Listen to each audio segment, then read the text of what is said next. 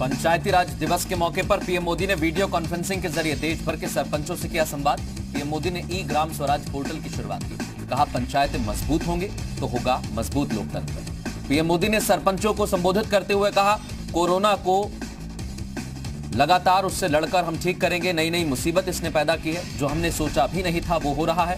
Corona संकट का सबसे बड़ा संदेश, हमें आत्मनिर्भर होना पड़ेगा।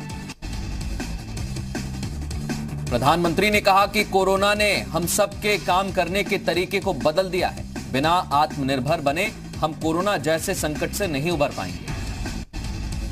पंचायती राज दिवस पर पीएम मोदी ने सरपंचों से कहा कि गांव में सोशल डिस्टेंसिंग का संदेश दें। कोरोना वायरस की महामारी ने हमें नई शिक्षा और संदेश भी दिया है। पीएम ने कहा कि 2 गज की दूरी बनाकर रखने से कोरोना से दूरी बनेगी। भारत के सामने कोरोना जैसा बड़ा संकट है, लेकिन नागरिक सीमित संसाधनों में लोहा ले रहे हैं। कोरोना संकट में गांव ने शहर के लोगों को रास्ता दिखाया है। गांव के लोगों ने दुनिया के आगे कोरोना से लड़ने के लिए नजीर पेश की। पीएम ने कहा कि स्वामित्व योजना के जरिए गांव में संपत्ति कार्ड दिया जाएगा।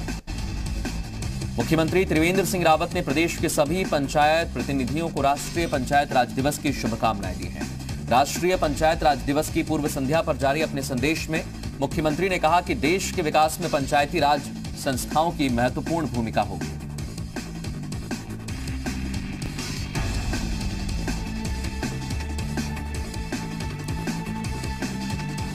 सीएम योगी ने टीम 11 में शामिल मंत्रियों के साथ की अहम बैठक। वित्त, स्वास्थ्य और शिक्षा के साथ खाद्य आपूर्ति समेत कई विभागों की समीक्षा।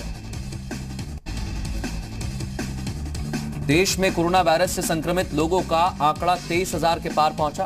कोरोना से अब तक देश में 718 लोगों की मौत हो चुकी है, जबकि 4,749 मरीज ठीक होकर अपने घर वापस जा चुके हैं। उत्तराखंड में गुरुवार को मिला एक नया कोरोना केस। कुल संक्रमित संख्या हुई 47। सीएम त्रिवेंद्र ने की लोगों से सहयोग की अपील। सहारनपुर में नहीं थम रही कोरोना मरीजों की रफ्तार। 12 ने कोरोना पॉजिटिव मरीजों के साथ जिले में कोरोना केसेस की संख्या हुई 139। दिल्ली के जहांगीरपुरी में एक ही गली में मिले 43 कोरोना संक्रमित। H block seal, C block में मिले थे 36 संक्रमित। महरौली में स्वास्थ्य कर्मी कोरोना पॉजिटिव, अपार्टमेंट हुआ सील। कोरोना से जंग में बीजेपी पर सोनिया गांधी का बड़ा आरोप। कांग्रेस कार्य समिति की बैठक में कहा, नफरत और सांप्रदायिक पूर्वाग्रह का वायरस फैला रही है बीजेपी।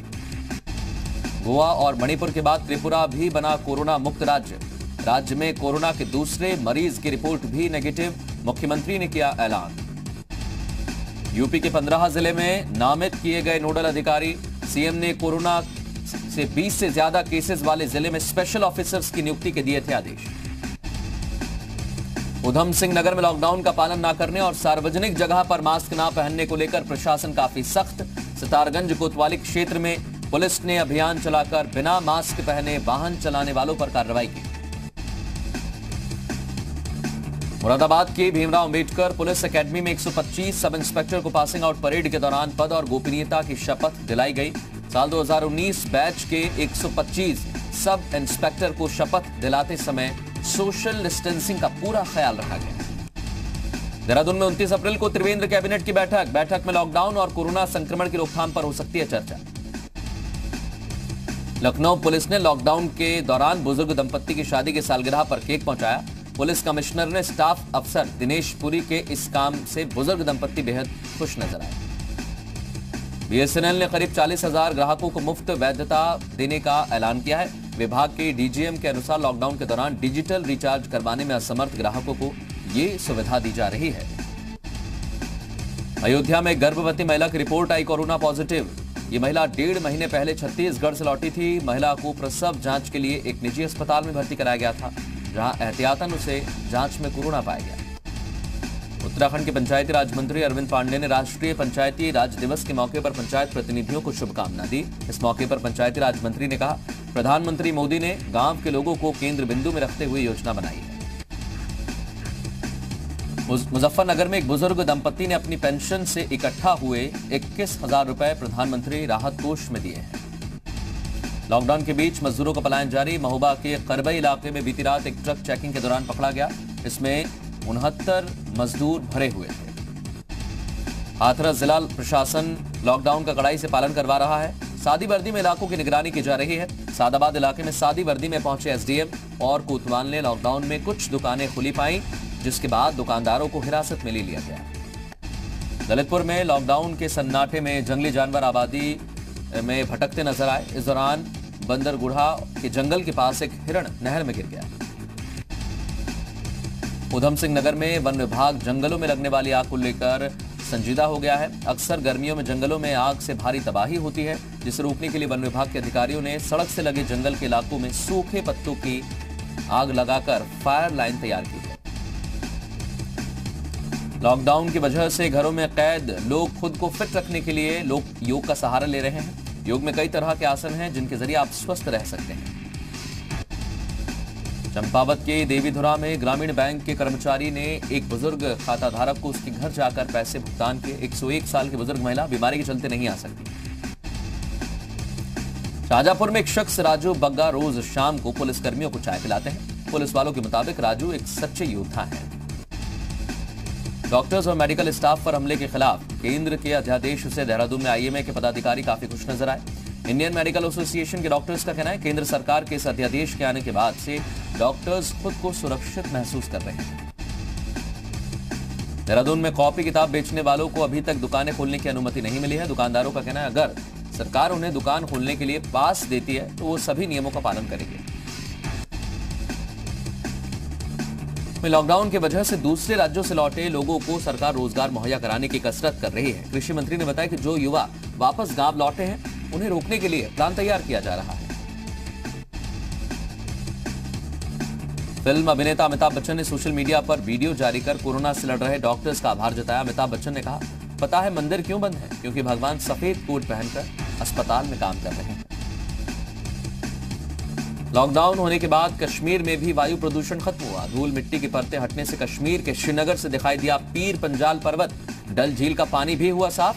श्रीनगर में प्रकृति का ये सुंदर रूप लोगों की चर्चा का विषय बना हुआ है। हिमाचल प्रदेश के मनाली लेह राजमार्ग पर बर्फ हटाने का काम शुरू। बर्फ काटने वाली मशीनें रोहतांग पास से बर्फ हटा रही हैं। इस राजमार्ग को अगले कुछ दिनों में वाहनों के लिए खोल दिया जाएगा। गुजरात के साबरकांठा जिले के वीरपुर गांव में अनोखे तरीके से लोगों को लॉकडाउन के पालन का संदेश। लोगों ने गांव की गलियों के नाम अलग अलग राज्यों के नाम पर रखकर उन्हें पूरी तरह सील कर दिया।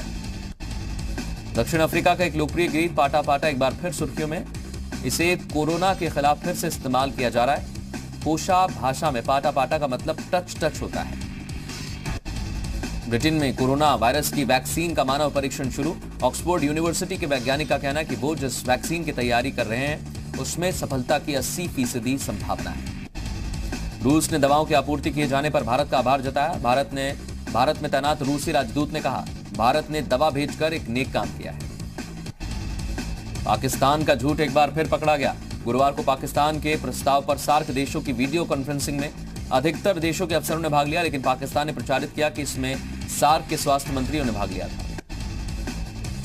कोरोना के चलते फ्रांस की 67 मिलियन आबादी घरों में 17 मार्च से रहने के लिए मजबूर। शॉन्ज एलिसीज और एफिल टॉवर जैसे मशहूर पर्यटक स्थल को बंद रखा गया। इसके अलावा ज्यादातर भीड़ भाड़ वाले रेस्टोरेंट और सड़कों पर सन्नाटा बसता है। लॉकडाउन के चलते बाहर खेलने के लिए नहीं निकल पा रहे बच्चों के लिए ब्रिटेन में पेरेंट्स ने निकाला उपाय। बच्चों को स्विमिंग कराने के लिए कुछ इस तरह का आइडिया अपना रहे हैं। फिलीपींस में आग लगने की वजह से अब तक 160 परिवारों को बेघर होना पड़ा। रिहायशी इलाकों में आग की बड़ी लपटों को देखा जा सकता है। दक्षिण कोरिया में 5 मई से बेसबॉल लीग शुरू होगी। 24,000 सीट वाले जेमसिल बेसबॉल स्टेडियम में मैच होगा। उस समय कोरोना के हालात को देखते हुए दर्शकों के स्टेडियम में आने को लेकर फैसला होगा।